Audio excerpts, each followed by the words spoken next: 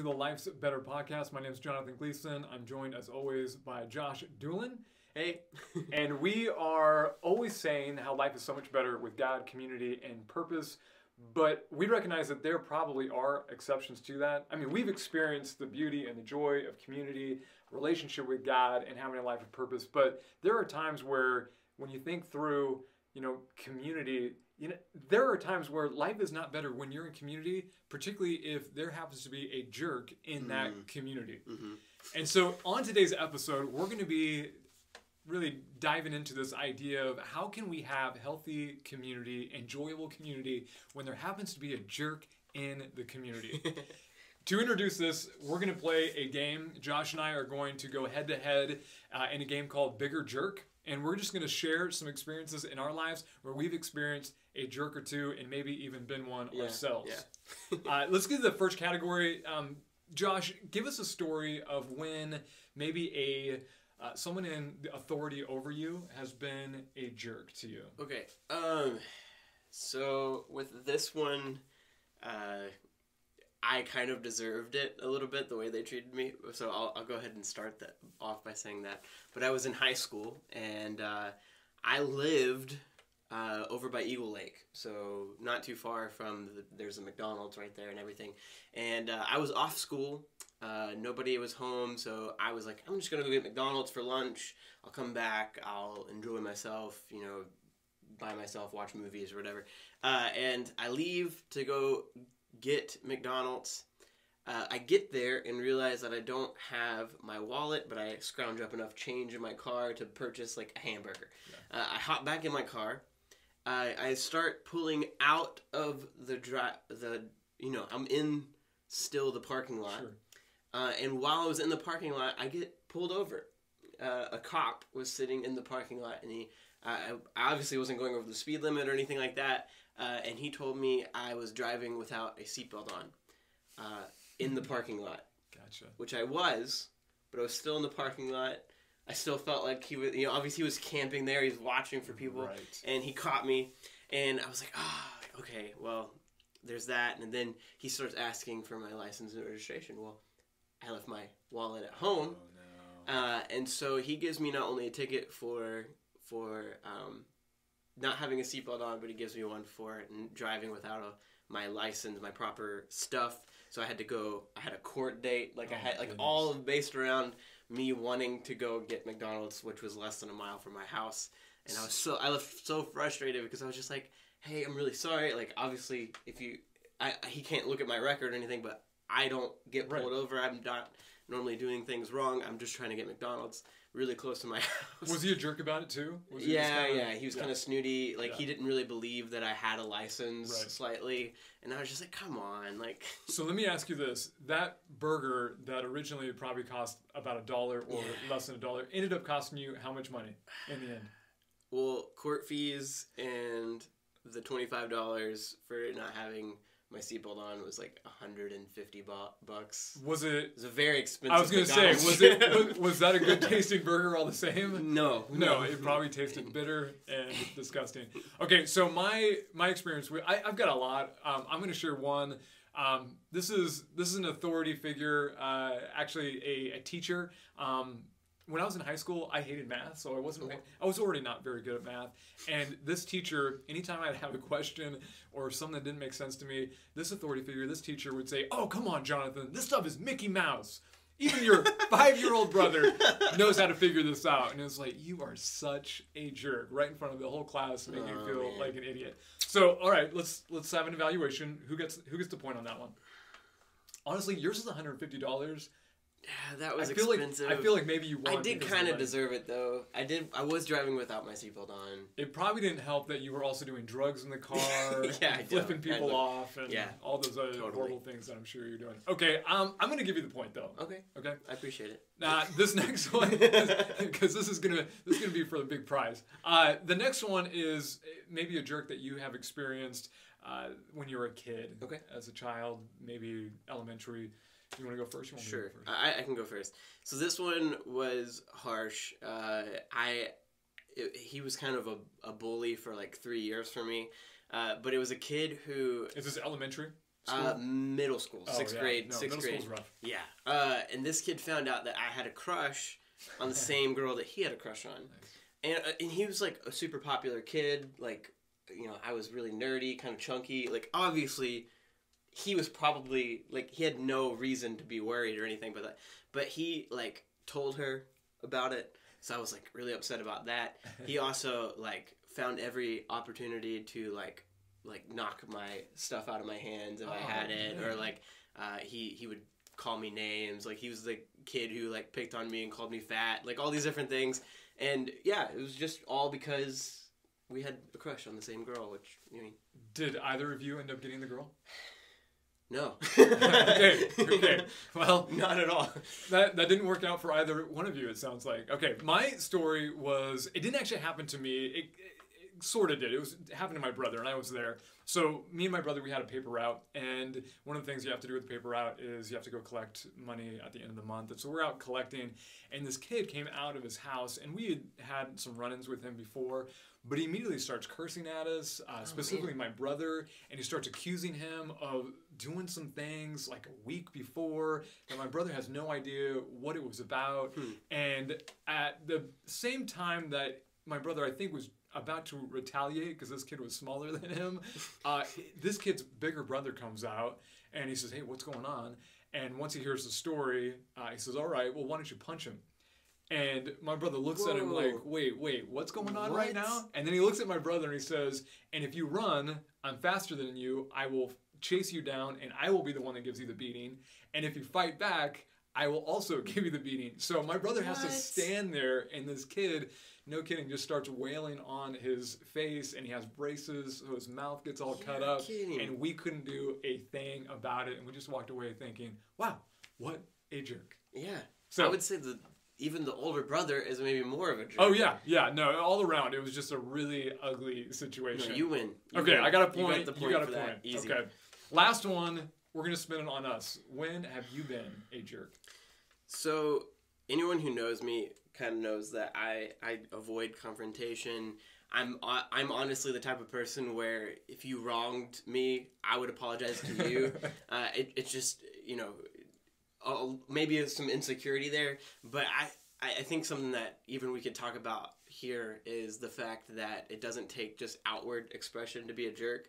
Like, you can also just internally be a jerk and never let it out at people. And I think that's more of my thing. Is there are times where, you know, I'll say yes to things that I don't really want to do, and I'll be a jerk about it, like, internally. And this is that I got asked to do a funeral, and it's the only one I've ever done. So obviously people who know of that story, and you know, there's a funny picture Emily took of me when I said yes on the phone. I immediately clicked off. I like planked on the floor. I was so upset because I just don't like funerals. I don't like dead bodies. I don't like anything about it. Yeah. And I was such a jerk about, like, the whole thing up until the day that it really, like, it didn't affect that, because I kind of had this moment with my dad, who was like, "I'm going to spend the day with you." He was like, "Listen, you're acting like you're the person who's affected most by this, and you're probably the least affected by this. Like, these people, you're acting like you're the victim," like,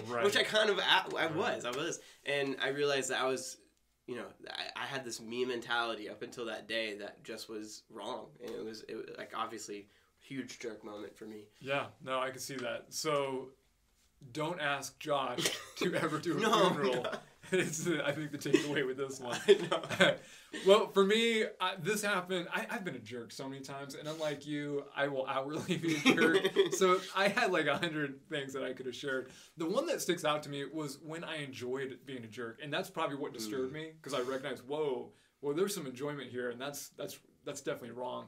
But we were on a road trip, my family and I, and we were towing our camper trailer. And if you've ever, you know, towed, you know that you've got to dump gray water and black water, all that stuff if you're finished camping. And so we just dumped, and it's kind of a gross process. And so I wanted to wash my hands. I didn't want to just use the hand sanitizer in the car. So I walked the 200 feet to the bathroom and washed my hands. I was in there it had to be like no more than a minute and a half. Mm. And when I get out, there is a car behind ours, and I could tell that those who were in the car were frustrated that I had abandoned my car to like wash my hands. Like, hey, why would he not pull forward? You know, so we can start the dumping process.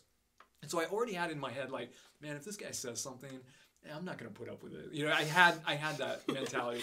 And sure enough, he gets out of his car and he kind of puts his hands out and he gestures like, hey, you know, aren't you going to move this thing? Yeah. And I just kind of started, you know, dueling with him. It's like, oh, you in a hurry, buddy? And he said, well, I'm not in a hurry, but I don't want to stand around here all day. It's like, okay, it's on. And so we just began to like go back and forth, like one nasty comment after the next, one snarky remark after the next. And then finally I got the last word, got in my car and I drove off thinking, yeah, I told that guy off. And I liked it. And it was like, whoa, Jonathan, what has just been stirred up inside of you? And I just walked away feeling really ugly and hating it really after that. So anyway, I think you actually get the point on this one. And you know why? Okay. Because a funeral was involved. Yeah, I know.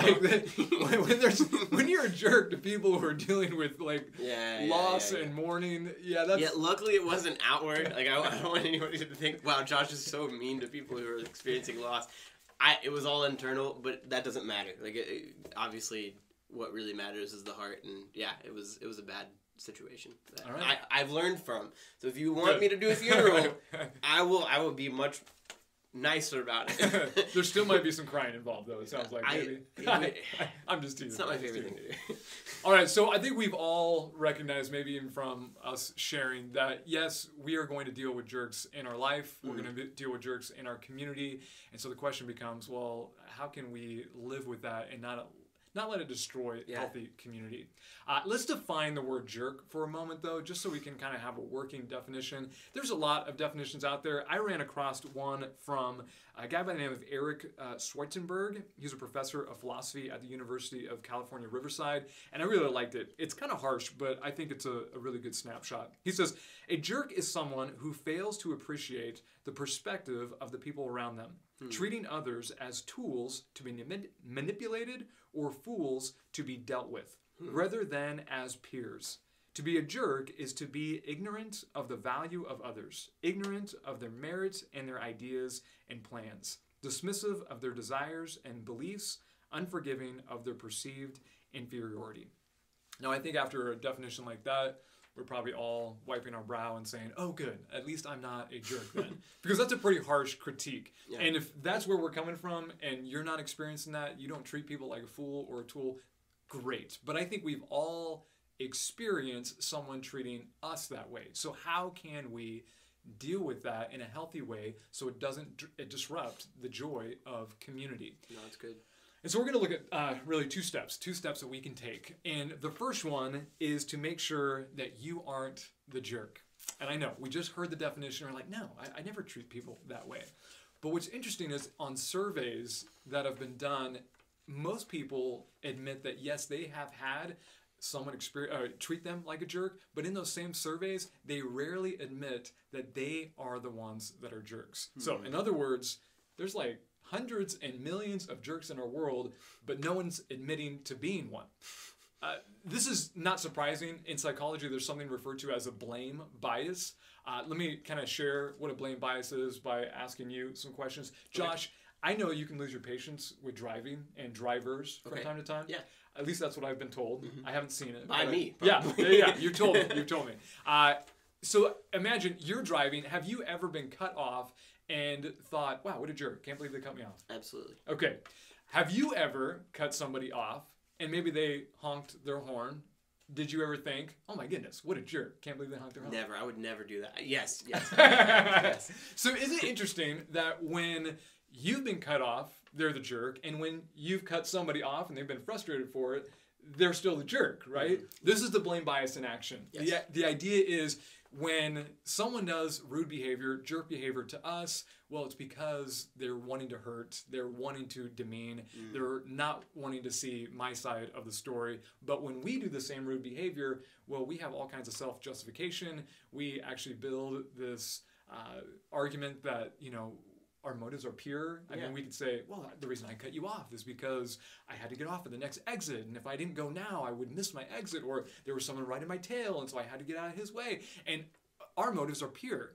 And so how do we get away? How do we actually maybe do some internalizing to see, okay, are we really the problem? Josh has a quiz for us. Yep. And if you answer yes to any of these questions, you just might be a jerk. What's the first one? It's the you might be a jerk. I can't do it. I'm really, what is his name? I forget his name. The redneck you might guy, be a redneck if... Yeah. I don't remember. Oh, man. I feel bad for not knowing his name. Okay. Anyway, the first question is, have you ever failed to really notice a server at a restaurant?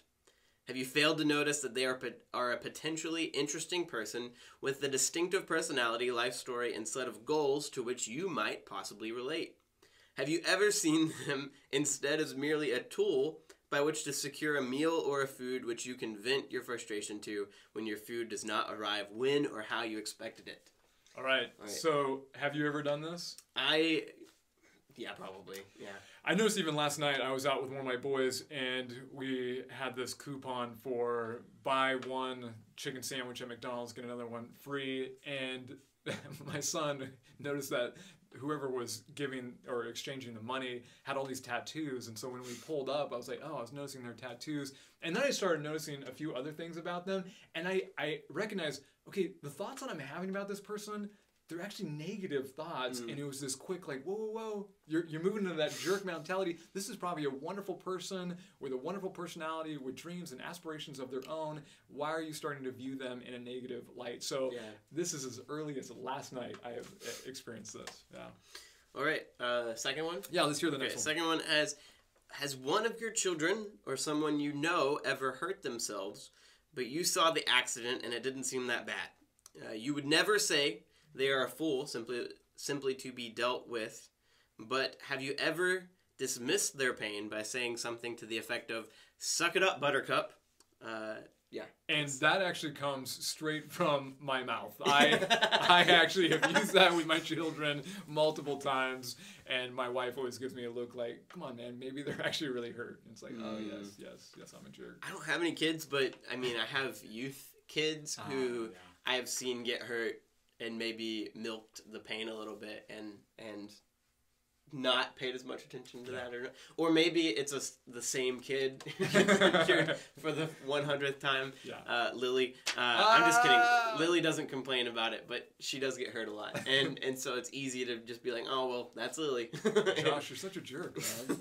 All right, what's number 3? Number 3 is, have you ever been in a long line and failed to see the value in those in front and those behind you? Have you instead silently criticized and judged outfit choices, obnoxious behavior, or viewed them as a frustrating obstacle delaying you? This is probably, out of the 4, like mine, I would say that I'm less obnoxious to any server, like anything like that, but like, let's say I'm in a drive-through line, or let's say I'm in traffic. Most of these are traffic related, because I have the car.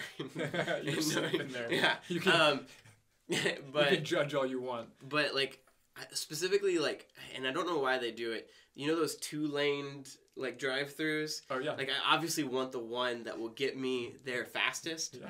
And there are just some people who will have like 3 cars on the other side go by the time they're done. I'm just like, why? Why am I behind you? Get it done, man. And I have to, like, especially lately, I've just had to temper myself and been like, listen, like, it does not matter at all. Like, it's probably gonna matter by like a minute, maybe 2. Right. So just like, don't lose your cool over it. You might die of starvation in a minute or 2. Who knows? You know, hunger probably has a little bit to do with that. Like, I'm hungry. I want that situation to be satisfied immediately. But yeah. All right, we got one more. Number 4 is, when things go wrong or a mistake is made, do you find yourself blaming others, seeing the problem with others, rather than seeing how you may have contributed to the issue? Yeah. I think we've probably all done that from time to time. Yeah. It's their issue, not ours. No one wants to internally look at yourself. So naturally, when things go wrong, it's never your fault. Yeah. So it's a big one. If you answered yes to any of these questions, you might be the jerk in the community. I think we all are at times. I think there are plenty of times where others are as well, but it's important to look inward. I think one way to look at it too is when you decide to be a jerk to somebody, it's almost as though you're putting on a pair of glasses that just simply dims the humanity in other people. And maybe at the same time bolstering your own self-worth. And so we need to be careful what glasses we're putting on and viewing people through. One exercise that I would encourage all of us with, and I think it will just help with that blame bias so that we're really seeing the world for what it is an exercise that was pioneered by psychologist Russell T. Herbert at the University of Nevada. He calls it experience sampling, and I'll just explain it really quickly. I've been doing this past week, actually, and it's been kind of eye-opening for me. The idea is set an alarm. So if you've got your phone, have it go off every 45 minutes or every couple of hours or whatever it might be. Or in my case, I used a cue. The cue is every time I'm thirsty and I take a drink, it's like, oh, okay. Stop what you're doing when that alarm goes off or when that cue is given and just kind of evaluate, okay, how am I viewing the world and specifically the people around me? Am I viewing them as tools to be manipulated, fools to just kind of deal with? Am I viewing them as individuals who have personalities of their own hopes, their own dreams, their own goals for the day? Or am I in a self-centered mindset? And again, this has been eye-opening for me. I would encourage you to give it a shot. And when you find yourself putting on those jerk glasses, flip them over. And this is the challenge that I've been trying to live with, is flipping those over and just pausing and saying, okay, wait, do they have value? Of course they do. Should I be treating them a certain way and viewing them a certain way? Absolutely. And I begin to shift my mindset about them, and I think it's been really helpful. No, that's great. One thing that I was told a long, long time ago that can go right along with that, I think, and it's something that I have to remind myself often, is the idea that, we all want to look at ourselves as the protagonist of our story, as the main character.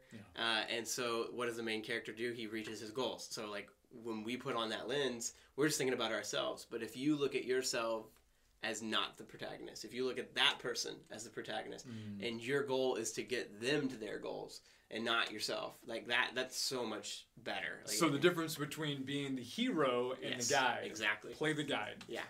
Love it. Love it. That's good. Okay, so that's when you're being a jerk in the community, and we encourage you to have some self-evaluation. But what about when you're only 10% of a jerk and you've got a 90% jerk in your community, whether it's at work, neighborhood, maybe even church? Well, that's when step number 2 comes in, and that is when we need to follow Jesus's example. And so we're going to look at a portion of scripture where Jesus kind of walks us through how to deal with a jerk.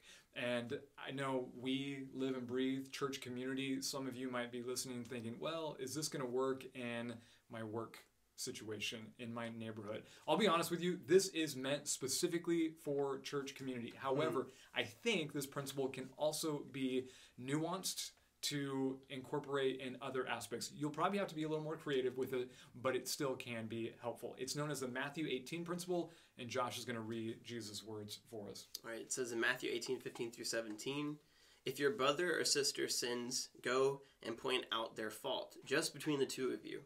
If they listen to you, you have won them over. But if they will still not listen, take 1 or 2 others along, so that every matter may be established by the testimony of 2 or 3 witnesses. If they still refuse to listen, tell it to the church. And if they refuse to listen even to the church, treat them as you would a pagan or a tax collector. All right. A couple of things I want to point out as we dissect what Jesus just said is, one, Jesus says, when a brother or sister sins against you. We're just talking about being a jerk. And so Jesus's scope is a lot wider than just our conversation of being a jerk. Absolutely. So we're going to continue to just talk about that sin of being a jerk, but know that this can incorporate so much more. Yeah. Second is, it's important to also realize that Jesus says when someone has sinned against you, when someone's been a jerk to you, it's not a jerk to your friend, it's not a jerk to your mom or your brother. This is when someone has been a jerk to you, how do you handle it? Step 1, according to Jesus, is what? You just go between you and them. You don't, gossip about it. You also don't internalize it, which is something that I think may be a struggle for me and maybe many others who are more passive. You just hold on to it. And I don't think that Jesus wants us to do that necessarily either. Yeah, no, I love the fact that you brought up, what does Jesus not say? Jesus does not say, send out an angry Facebook post or email. Or maybe a passive-aggressive one where you don't say what the thing is, but it's like, I'm angry. Right. I've got a prayer request to share with all of you. Let's just talk about it in a spiritual way, but really you're just trashing people. Right. He just says, hey, before it gets out in public, before anyone's maybe slandered in any way, hey, just go to them and say, you know what, Josh, the other day you made a comment, and I know you probably didn't mean it, but it was hurtful, and I just noticed that I still haven't let it go, and I need to let you know that this is happening in me, and we need to reconcile this. No, that's good. And I think one thing that I really try to encourage people, and even myself to do, is I ask myself, okay, why am I approaching them? Am I approaching them because I genuinely care about them and the community as a whole? Or am I approaching them because I've got some hurt feelings and I want to hurt them? You don't want to be the jerk here. You are trying to solve that problem. And so you've got to ask, am I doing this out of love? And if the answer is not, that you're doing it out of love, well, then you need to dial that back and have a proper perspective before you even go into it. That's great. And then number 2, what does he say? Let's say Josh says, Jonathan, you are such a little girl. I can't believe that offended you. Get over it. Yeah. What are we supposed to do now? It says take 1 or 2 others along. So you find people that you know that are good mediators. I would say that maybe being careful about who those 1 or 2 people are, but you bring them with you and you have that same conversation.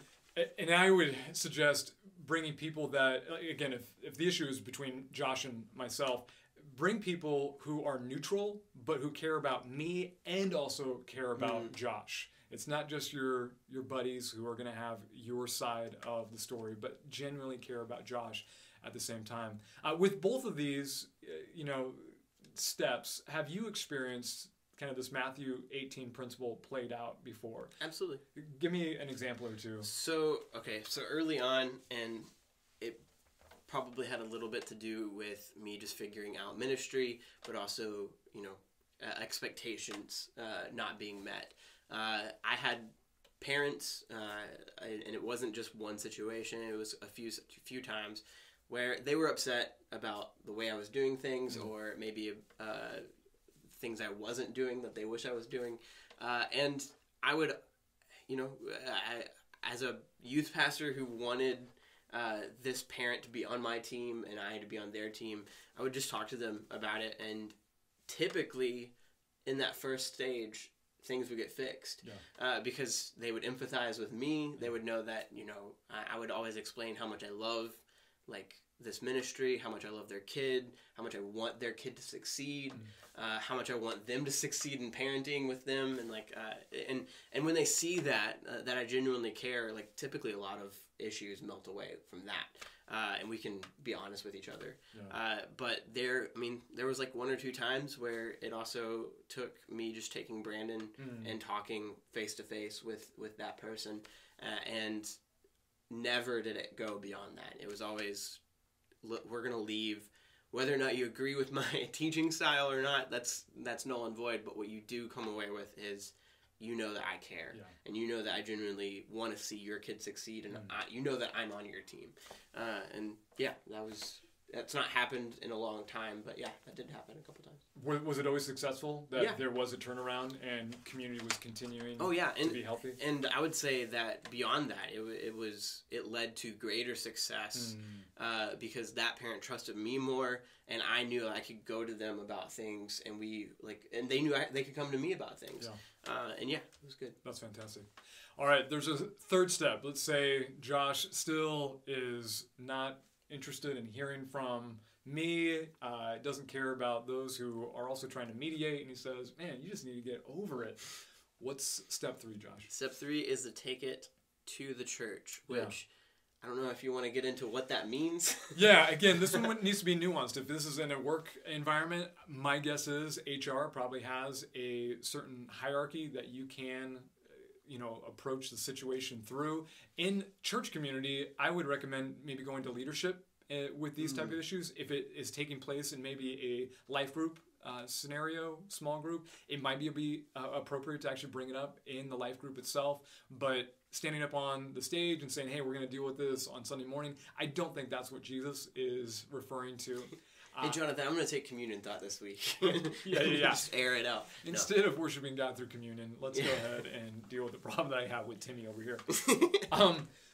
No, one of the things that I've seen, even in my life, I haven't had to go this route very often, but there was in youth ministry a student who had sinned against another student, and they had practiced the Matthew 18, and eventually actually got to me, and we had to approach the student who had done the sinning, and he basically said, well, I'm out of here then, and he left, which meant that community was actually restored.